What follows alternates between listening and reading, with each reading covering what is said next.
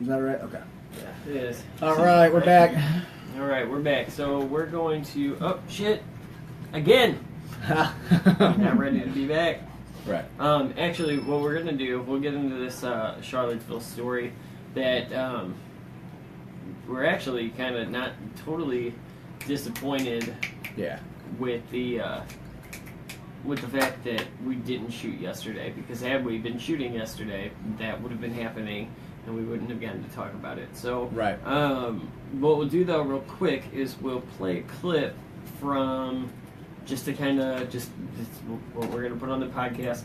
Play a clip for you real quick, so you can kind of get the news's version of it, and then when we get into this, I'll read an article and then we'll shoot. So, Do you want to read that article on the podcast?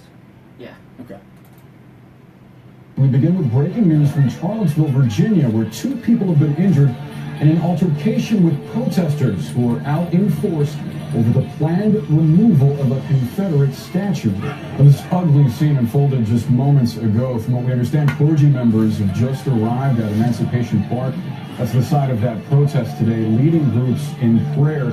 Meantime, militiamen armed with guns also began arriving a short while ago, and you see the result. Police were expecting thousands of people to show up for this demonstration today. The actual event was supposed to start an hour from now, but obviously the tensions in the crowd boiled over. All of this following violent clashes breaking out at a white nationalist march last night at the University of Virginia. All right, so in just a second here, we'll get set up to record. Are you ready on that one? I am ready. All right, and 3, 2, 1. Okay, and we are back. We're going to go ahead and jump into, obviously, the Charlottesville story now. I have a little article here from CBS Miami, where I get all my news. And I actually have an ad popping up on my article here. So momentarily, I'm going to read you an article from CBS Miami, and we'll go ahead and then get into our thoughts and opinions on this whole thing. So, Charlottesville, Virginia. A car plowed into a crowd of people protesting a white nationalist rally Saturday in a Virginia college town, killing 1 person and sending at least 26 others to hospitals and ratcheting up tension in an increasingly violent confrontation. The chaos boiled over at what is believed to be the largest group of white nationalists to come together in a decade. The governor declared a state of emergency. Police dressed in riot gear ordered people out, and helicopters circled overhead. The group had gathered to protest plans to remove the statue of the Confederate General Robert E. Lee and others who arrived to protest the racism. Others arrived to protest the racism. Matt Corbin, a 22-year-old University of Virginia student, said several hundred counter-protesters were marching when suddenly there was this tire screeching sound. A car smashed into another car, then backed up, barreling through a sea of people. The impact hurled... Let's see where we're going. Damn tweets. The impact hurled people into the air. Those left standing scattered, screaming and running. The driver was later arrested. The turbulence began Friday night when the white nationalists carried torches through the university campus in what they billed. Oh yeah, what was the quote that we found? Their tiki torches might be full of citronella, but their anger is fueled by bigotry. Or something the greatest quote of all time. Yeah. So let's see. It quickly spiraled into violence Saturday morning. Hundreds of people threw punches, hurled water bottles, and unleashed chemical sprays. At least 8 were injured and 1 arrested in connection. President Donald Trump condemned in the strongest possible terms what he called an egregious display of hatred, bigotry, and violence on many sides. After the clashes, he called for a swift restoration of law and order and the protection of innocent lives. Trump says he's spoken with the governor of Virginia, Terry McAuliffe, and we agree that the hate and the division must stop and must stop right now. But some of the white nationalists cited Trump's victory as validation for their beliefs, and Trump's critics pointed to the president's racially tinged rhetoric as exploiting the nation's festering racial tension. The Reverend Jesse Jackson noted that Trump, for years, publicly questioned Barack Obama's citizenship. We are in a very dangerous place right now, he said. Right-wing blogger Jason Kessler had called for what he termed a pro-white rally in Charlottesville. White nationalists and their opponents promoted the event for weeks. Orrin Seagal, who directs the Anti-Defamation League Center on Extremism, said multiple white power groups gathered in Charlottesville, including members of neo-Nazi organization, racist skinhead groups, and Ku Klux Klan factions. The white nationalist organizations Vanguard America and Identity Europa, I think Vanguard America was the ones that had the white and the white crosses, yeah, or the X's. shields. Yeah. The National Socialist Movement, the Traditionalist Workers Party, the Fraternal Order of Alt Knights were also on hand. What the fuck are alt knights?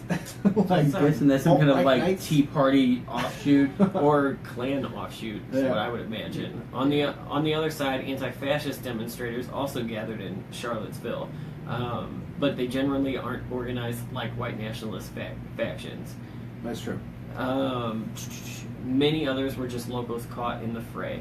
Colleen Cook, 26, stood on the curb shouting at rally attendees to go home. Cook, a teacher who attended the University of Virginia, said she sent her son, who is black, out of town for the weekend. This isn't how we should have to grow up, she said. Cliff Erickson leaned against a fence, took in the scene. He said he thinks removing the statue amounts to erasing history, and said counter-protesters are crazier than the alt-right. Both sides are hoping for a confrontation, he said. It's the latest, right. Yeah, I think so, and we'll jump into that into a second. It's the latest confrontation in Charlottesville since the city, about 100 miles outside of Washington, D.C., voted earlier this year to remove the statue of Lee. In May, a torch-wielding group that included prominent white nationalist Richard Spencer gathered around the statue for a nighttime protest, and in July, about 50 members of a North Carolina-based KKK group traveled there for a rally where they were met by hundreds of counter-protesters. Kessler said this week that the rally is partly about the removal of Confederate symbols, but is also about free speech and advocating for white people. This is about an anti-white climate within the Western world and the need for white people to have advocacy like other groups do. Charlottesville Mayor Michael Singer said that he was disgusted that the white nationalists had come to his town and blamed Trump for inflaming racial prejudices. I'm not going to make any bones about it. I place the blame for a lot of what you're seeing in the American today right at the doorstep of the White House. I don't. He said of the president. Charlottesville nestled the foothills of Blue Ridge Mountains, which you can hear a cover of in a couple of weeks. That's right. Almost done. Is a liberal leaning city that's home to flagship University of Virginia and Monticello. The statue's removal is part of a border city effort to change the way Charlottesville history of race is told in public spaces. The city has also renamed Lee Park, where the statue stands, to Jackson Park, and called for Confederate General Thomas Stonewall. Where the statue stands, and Jackson Park is named for the Confederate General Thomas Stonewall Jackson.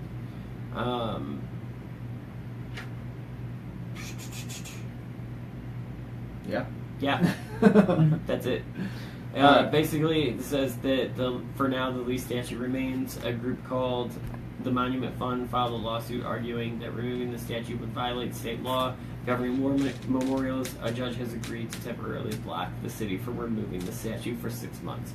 That's pretty much how the article wraps up. So that's the story of how we got to what we saw on the news yesterday, where people on both sides, and it did point out, because you and I had discussed it off the microphone, obviously, that they are reporting that Antifa was there. Right. You know, so that's... And that's good. My big issue was the way the mainstream media was reporting it, where they weren't going into Well, MSNBC was just blaming Trump for the whole thing. Yeah, MSNBC was. So basically, this story kind of threw off the whole week where we were basically planning on doing everything, and then all of a sudden, as I'm doing research for the rest of the topics, you hit me up and you're like, dude, you might want to turn the TV on. Right. I think we're gonna have to cover this. Yeah, I didn't think we were gonna get away with it. It's just too much of the news right now. Yeah. So I was flipping between, and my my big news source that I typically go to is One America News. I am fully aware that they are way more conservative than I am, but I just have to know that, so know that they've got their bias. But during the day, they're normally a pretty good news network. They didn't cover it at all. I was really disappointed. Like, they literally, I didn't see any coverage on it as it was happening or afterwards. So I basically had to start watching. That's some Breitbart tactics. It's some bullshit. What the fuck? So big drop, the total fail from them. So I basically had to watch MSNBC and CNN. I flipped to Fox a little bit, but I didn't. They weren't saying anything else. CNN's coverage was actually pretty decent during the day. It was, and I think that prime time it got. I think they're stepping up their game a little bit to be taking. The ratings are coming now; they have to be taken more seriously. Yeah. I think too that this not is that 8 o'clock hour, man. That was hard to watch. I think too though that's CNN's bread and butter. Like CNN loves riots because I mean, I think honestly any news organization that has 24-hour coverage, like it's the closest you get to sending your local correspondents to a war zone. Right. Exactly. You're gonna get like that picture that was taken that I showed you. Like you're gonna get great coverage out of it. Yeah. So basically, MSNBC was covering it. Is that this and more? They were giving Trump almost all the blame, but really who they were blaming was Steve Bannon. They're saying this is a direct result of Steve Bannon. Here's what I mean, to some degree, they have a point though. This is kind of my argument here. It's like, I don't think you can put direct blame. You can't say what's happening right now in this present moment in this town over this statue. It lies on the shoulders of any one person. Right. I think the argument for Steve Bannon as the founder of racist propaganda site Breitbart News. I think you can put a little bit more blame on him than you can on Trump. I think you can put a little bit of blame on Trump too for attracting these people, but that's at least not. You gotta put it on them, right? Like you can't blame the person who actually blame Trump for the people who vote for him. Yeah, I do blame Trump for refusing to denounce them specifically. White supremacy. He has taken longer. He's not saying like I appreciate the comments that he made yesterday, but I would like it if he came out and said a little bit more, a little stronger. Yeah, like maybe, hey, I don't like the Klan. Paul Ryan, Marco Yeah. Rubio, they had no problem saying, I denounce white supremacism. I don't like Paul Ryan. I don't either, but I was at least like, well, as soon as I heard his statement too, I was like, insert whatever PC political. Yeah, but like, come on, it's not hard to like. This isn't something that your career is going to suffer on. Like, should I or should I not disavow white nationalists? I think there's a pretty easy answer to that. Yeah. So if you're not a dumb fuck, Which I mean, I guess the last point seems to be that like that it's all Trump's base has left is white supremacists. It's not. No, I'm sure they would take a all. hit. Trump would take a hit number-wise if he pissed them off. I don't think it's that much. Like that's where, and Brain, I saw your comment yesterday on Facebook. Yeah, I would say, base. okay, like, here's the base is the broadest of the group. Right. No, here's what but here's what I'm saying, and you and I agreed on this through the campaign, right? Are all of Trump's supporters racist? No. Are all racist Trump supporters? Yes. I'm not gonna investigate that. I can pretty much say that with certainty. Not all, just like I said, that Portland guy that I didn't see. It was a Bernie Sanders supporter. I'm pretty sure that I didn't see I'm just saying. White nationalists out there going, you know what? We should Hillary all the way. Hillary for coal. Yeah, again, people have weird beliefs and whatnot. You can't just say that every racist is a Trump supporter because again, it's already been proven false. Like, I can say whatever I want. I can just be the overwhelming majority of them are. Yeah, I would think that I would be comfortable saying the majority probably are, but I'm not going to come out and say that they. And I do think the left has a point that Trump, with his shrinking fan base or his shrinking popularity numbers, doesn't want to alienate any particular supporter. Yeah. And but he even did that during the campaign. He wrote that line of conspiracy theorists, like he would never openly denounce them. He gave them just enough hope that, like, yeah, I'm your guy, Right. And and it doesn't help when people like what's his name, David Duke, are at the thanks Trump, I love it. Right, and then comes out on camera and is like, "This is why we voted for Trump because he said we were going to take the country back." Like, well, now you're turning that into take it back to a white country. Right. People like Trump. Again, it shouldn't be hard for the White House to come out and be like, "No, we don't like that. We don't like that. Don't speak for me, Klan." Right. Exactly. And the thing I have a problem with too is that this whole thing started because of the removal of the statue, which we've covered. We've covered a little bit on our personal feelings on removing Confederate monuments. I mean, half a year, my to me, feeling, that was totally different in my mind, only because I've been through Forest Park a million times. I've seen that statue and never once have thought that's a Confederate symbol. Me either. Although I will argue, I don't think Robert E. Lee's a Confederate. He was a general, but he was, but he also did a lot of things for America. You know, he also didn't agree with slave owning. If you're going technically about it, but he just came back because his country called him. And I guess he does represent that side to a certain degree, But again, here's my point, and I know this is my personal opinion, and I don't expect anybody listening to buy into it, but it's a piece of stone. Like, it is literally a rock, and I understand what it represents, but if you came up to me today and you're like, we're just gonna get rid of Mount Rushmore. We need some rock. I don't have a problem with need some rock from Washington's nose, and we're gonna have to dynamite stick that. I would be like, well, that's happening. Can I get a number 2 with a coat? Right. If we're going to take down every statue of a guy that owned slaves, we're going to have to get rid of every. It's too big a part of our history. Although I think it's different when you're talking about the statue of a person versus the Confederate flag, which is more of a symbol. Right. Yeah, I agree with that. It was the rebel flag. They did lose, and so I get it. Right. And I don't have a problem People with. don't fly the swastika flag. Robert E. Lee, after the war, was an American again. He went and taught at a college in and that's Virginia. The big thing to remember too is all those guys were Americans. So I have a problem with people who don't know the history of the Civil War and they say like, "What was fought for slavery?" No, it wasn't. Well, if the Confederacy would have won, slavery would have lasted till now. No, it wouldn't have. It would have been going like 10, 15 years. Yeah. But I think it is the reason they fought it because it was a part of their economy was free labor. That's the problem is that to the left, when they look at that statue, right, they see a racist symbol. That's what they see. And so in their minds, they're saying we have to get rid of this because it's a racist symbol. Other people look at it and say, well, no, this is what it actually means. And the problem I have with the mainstream media and the way that they were phrasing it is they're saying there is no argument. If you're for this statue, you are for slavery, you are for... Then that is the wrong argument. And that's absolutely a not fair argument. Now, when the media says there is no argument, white nationalists that show up with weapons are douchebags. Like, right. I'm on the media side there. Yeah, they are. Well, yeah, now, you can't silence on them. the flip side, Antifa that shows up with bike locks and shit... Right.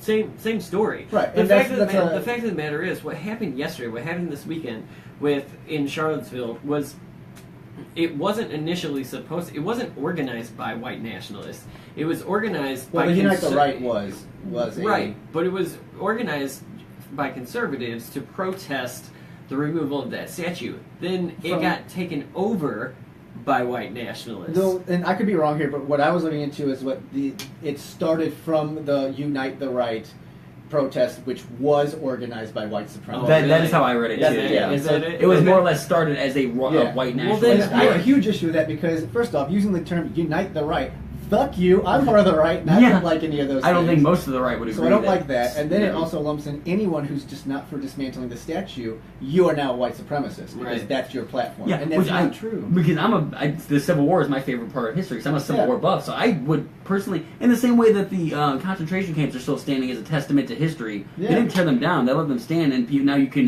look at it and you can stimulate thought and debate. Right. I would think the same thing with the statue. I wouldn't personally want to tear it down. I understand people saying they think it's racist. Yeah. I'm not a minority.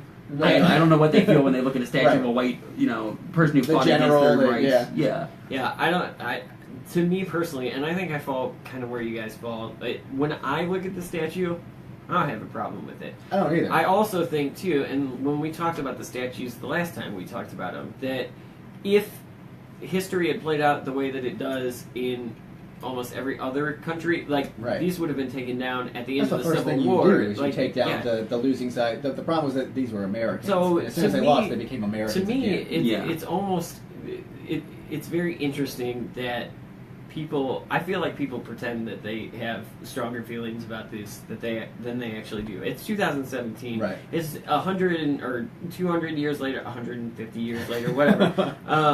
And do you really care? I think they do, and I think they do just because they don't understand what it means. And like I said, I really think they honestly believe that's a racist symbol. Yeah. And if it's standing, you're promoting racism. And I think in their mind, that's right. The problem I have with where the left has been and where the right has been, the left has taken the stance that we're getting rid of, I'm right and you're wrong. Now it's I'm righteous, so you're evil. If you would disagree with me, I have the only opinion. And again, when I was watching CNN in the 8 o'clock hour, they just kept going. It was like 4 talking heads where they were like, there is no discussion here. These need to come down. If you're against it, you're not right. And more than that, you're a xenophobe, you're a bigot. They do all the buzzwords. I just think it's so weird to have so much to have so much fire in that opinion. Yeah. Like, and I get it, because in that sense, They think they're righteous. because they think they're righteous, and I get that. I just, to me, You gotta be able to discuss it. right. You It know, has to be able to It's be the same a reason why we don't go conversation. after the Westboro Baptist Church. Like, we all agree they're dumb fucks. Right. Yeah, but they have their right to be done as long as until you become violent and. Now, I do think, too, though, that when white nationalist groups, when racist organizations do organize an event like this, it shouldn't be shocking that the other side's going to show up. No, and I'm actually disappointed that the police didn't take it more And I think seriously, that's- or you know. I Right. think that's a huge part Like, of Well, the they tend to story. do that. The beginnings of it, they say that they're fine with the skirmishes to a degree. They don't want to see excessive violence, but just the But when clashing, people, yeah, they- but when they people, step It's back not and like let it people are in happen. a small clash and they're suddenly going to back off. That's going to when people escalate start, and snowball. It always does. when people start showing up with chains and pipes and bike locks and stuff like that, like that's where I don't care about freedom of speech, and I don't care what, because there was the argument yesterday that was happening while it was happening live, where the reporters were saying, well, the police are nervous that if they go in and they take weapons away, it's just going to escalate everything faster. Yeah. That's your job. So Yeah. what are we They really paying? shouldn't have been Like, allowed to come with I weapons understand in the that first you place. think we're paying you to kill black people, but that's not actually what we're paying you to do. We'll get to that in just a moment. So, you know, like, I don't understand how... Yeah, I'm all for the Second Amendment. I like I said, personally, I don't carry a gun. I saw statistics on it that said that if a gun is going to be used, 95% of the time it's used in a domestic dispute, suicide, or accidental firing that results in death, something like that. Only 5% is actually for your defense. Yeah. So I got a 9-year-old. I don't want to have a gun around. Right. That's my decision, but I don't want to take anyone else's guns away. I do And- think there should be something about, like, if there's going to be a debate that you know is going to Yeah. draw heat, that like you And I'm fine suggested. with Yeah, conceal like, and no, carry as long as, but we have spots where you can't do it. You can't bring it into a Right, post office. and that's, You can't bring it into Bush that's Stadium. kind of my you whole should be able to theory. bring it into these protests. That's kind of my whole theory with the open carry here.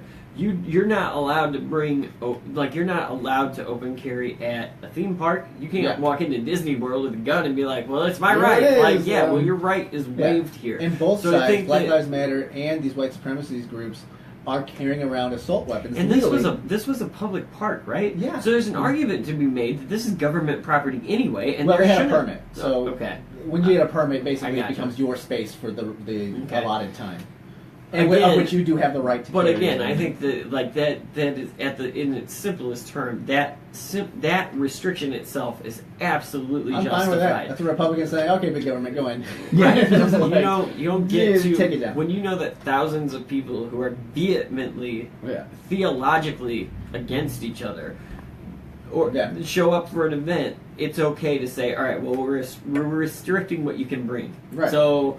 I'm fine with that, and Republicans So my- can cry big government But all they want. We're talking about public safety here. Right. And Well, that's bad my guys are opinion. going to bring gun. That's what the cops are there for. Yeah, Just and do they your will get job. arrested. And Right. That's my personal opinion as well. Now the problem, so I didn't have any issue with, I think everyone's in agreement on the white nationalist part of the story.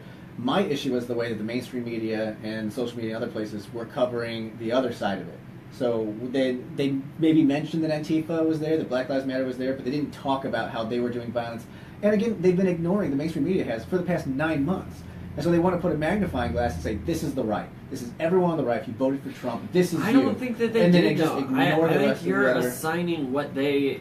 I feel like you're manufacturing what the media assigned That's what to I those see. people. That's what I was talking about yesterday. Absolutely not. If you watch CNN, at least during the day when I was watching it, they were talking about the fact that they were white nationalists. And Right. it is fair to call bigots Absolutely. what they are. It Yeah. is fair to call... 100%. My problem was with them saying that So- there was but they no other never- side. but It's they only never- the white nationalists. But they don't ever starting. call out the Democrats. I'm like, you guys Yeah, have to take yeah. a moral high ground. You have to be Gandhi. I completely Yeah, agree this- with that. I completely agree with that. There is. I've always talked about standards, and so Right. whatever you expect from the right, you expect from the left. Consistency. Right? Consistency, absolutely. But I did not see. And again, I didn't watch MSNBC. I don't have MSNBC access was to terrible. it. But I didn't see Yeah, they were going hard. at least from CNN and Fox yesterday. I did not see an instance where it was this is the right. And Fox, Yeah. you wouldn't see that. I But didn't it see with- that all over Twitter and social media And with liberals I follow. CNN in the 8 o'clock hour, it was an entire hour of I think you another are thing, racist if you're... I think that a thing to your point too, Frank, is that And you made the point a second ago that the social media, this is how it was talked about on social media, and the point at the right is this is all encompassing at the right. And I understand that TDAP is social media news, but there's a statement to be made about the fact that people are looking at Blogspot and going, well, that's the right, well, that's the left. Right. Like, these are just people like us, and I feel like we, at least at the Devil's Advocate, try to present, because of the format, we try to present both sides, and neither one of us. The people that we are, we try to go with rational. Right, thought. and we can disagree, but there's a rationale behind it. It's not aha, they're evil because they hate all black people. It's not a gut feeling, right? And so I think that when people are sifting through the minutia online, and you see a story about, well, this happened in Charleston, Charlottesville. Every time, Charleston. I can't get it. So here's what's crazy. Here's why I can't get it. I'll just give you a little background into why I keep messing this up. Because the second that it happened, we all know, it's no secret here on this show that Brandon has a little bit of a pro wrestling problem. And so for the last few days, I've been watching like these old WCW videos from the WWE Network. And so as soon as I heard the story, I was like, that's where Ric Flair's from. And so now this story happened in Charlotte, North Carolina, and that's not at all where it happened. No. But anyway, I think that I've got a problem. Like, again, I think that people should just vet their own news sources. When you're looking at an article from the Daily Wire or the Daily Telegraph or Daily Wire is Hero, isn't it? No, I don't think it was that one. It's basically like a Blogspot thing, right? Like we have a clear agenda here. We're super to the left or to the right, and we're giving you a headline that says this is what the other side represents. Right. Do your own homework. Use your own common sense. If one side is presenting you what the other side is about, they're probably a little biased. Right. Problem is those people don't know. They just they take it for face value. Oh, I know, and we see it all the time. You and I know people mutually, and we're thinking of the same person right now. I'm sure I am. That puts stuff out and talks like it, and they like make a comment on it like this is fact. And like one story, you remember, you'll know if you don't know who I am right now. When I remind you of this story, you will. But a couple of years ago, this person put out a story that said it was during the Ferguson thing, and it was we were all focusing on how blacks were disproportionately treated and whatnot, and we'll go into that in a few minutes. But this person put out an article about, well, while the news is showing you all of how horrible white people are, look at these 3 black people that assaulted this chick outside of this hotel, raped her, and did all this stuff. Right. Okay. And that's what they do. Okay, but all I had to do was look and see that was like from www.si.ri and go, okay, that looks weird. Let me type in those names on the internet and see what I find.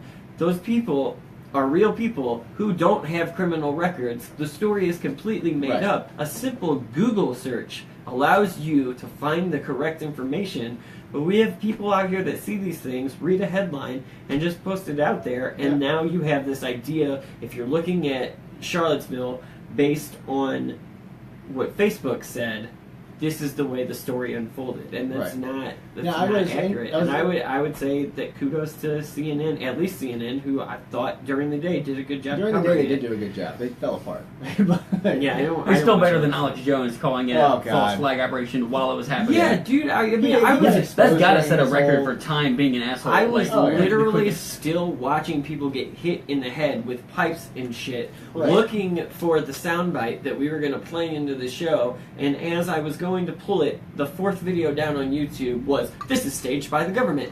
You already have a theory? It's still happening. Like, you don't even have all your points. He's going through a whole court case with his custody. He just lost all custody of his children. Yeah, and he argued, that was his argument, because her argument was like, you're not fit because of all these things. And his argument was, this is just a show. This is a persona. Well, yeah, he also called himself a satirist.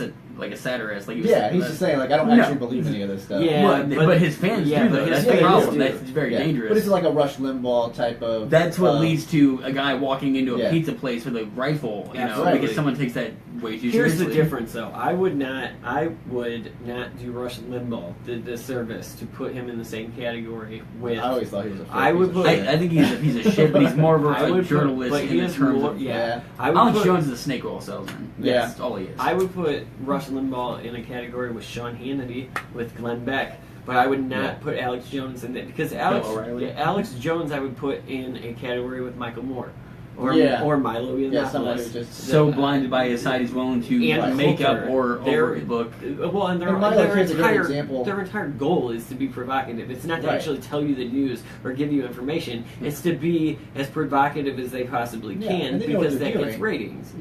They do the same thing. It's character assassination, where Milo will constantly put out the only things he puts out are crime statistics on black people or something in that individual story. Like, you know what you're doing. Right. Everyone else knows what you're doing. They're like, well, it's not racist. It's the truth. It's like, yeah, but there's a magnifying glass on these aspects that don't reflect what actually is going on. Right. It's like and the left is the same way as well. And I'm going to do it now because I get to work it in. But it's like next week when we talk about local St. Louis douchebag Mark Cox, when he picks and chooses. He had a little segment, and I'll find it and I'll play it for you next week. But it was a segment on this guy doesn't like marijuana. He's I keep peeking the thing.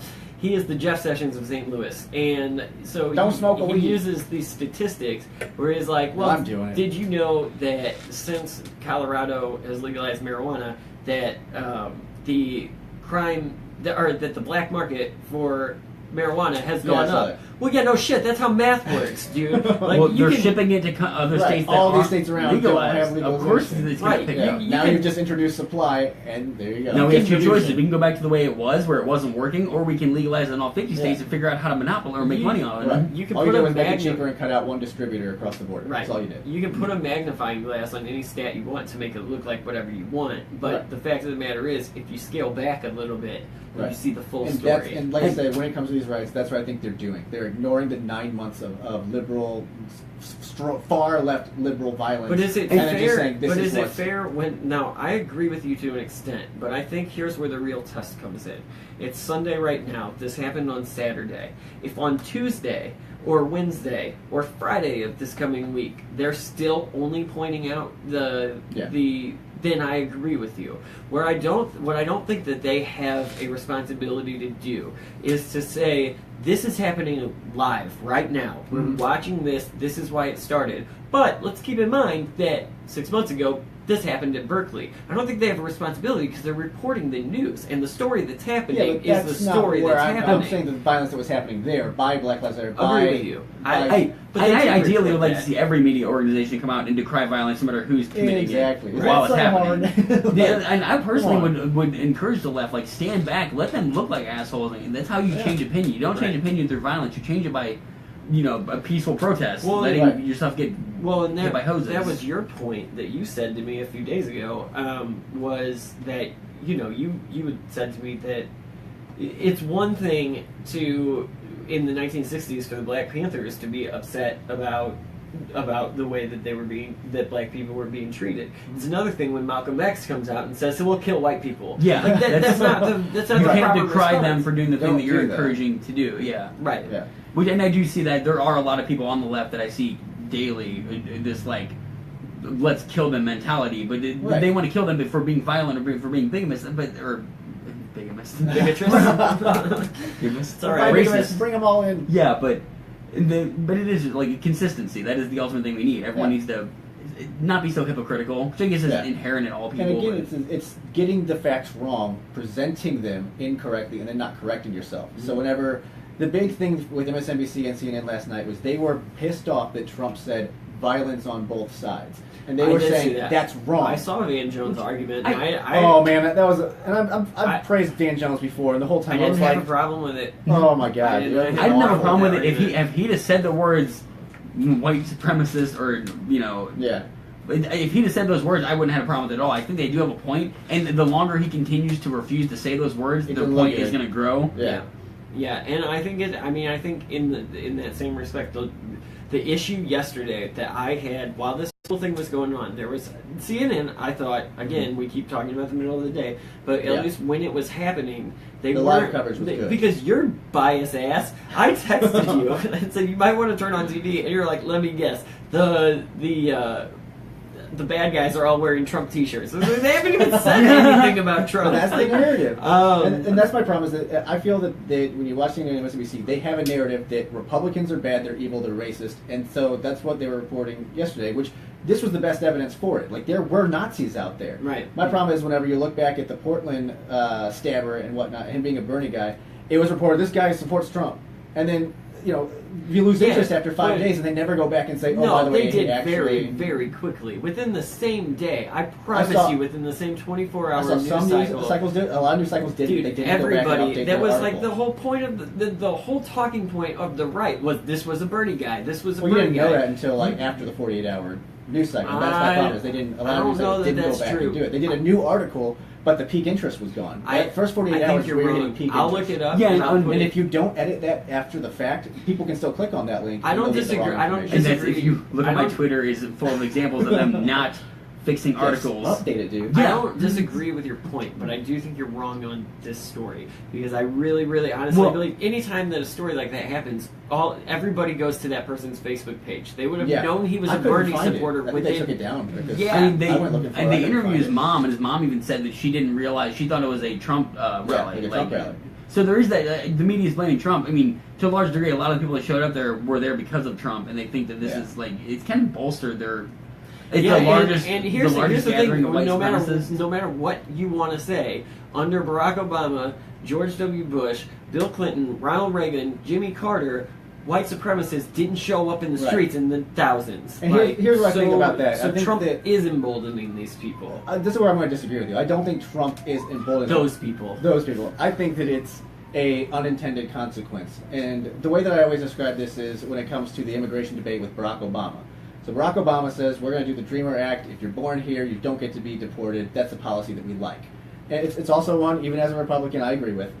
But that had an unintended consequence. What happened was these people that are crossing the border illegally, these that are basically trying to get away from the cartels, they're not coming from Mexico. They're coming through Mexico. So they're escaping Chile, they're escaping Colombia, they're escaping Guatemala, and they just go through Mexico. And so these people, they don't speak our language, they don't have access to our news, and so the coyotes, the people who get paid to put them over, would say, no, this is policy. Under Barack Obama, you get to come in, and once you're in, you're in. It's a better life for your kids. And so they would take all of their money, send them over. 90% of women get raped on the journey there. And it's an unintended consequence. It is. Now that Trump is in there, here's the only line or contrast that I draw to that between the Obama and Trump comparisons.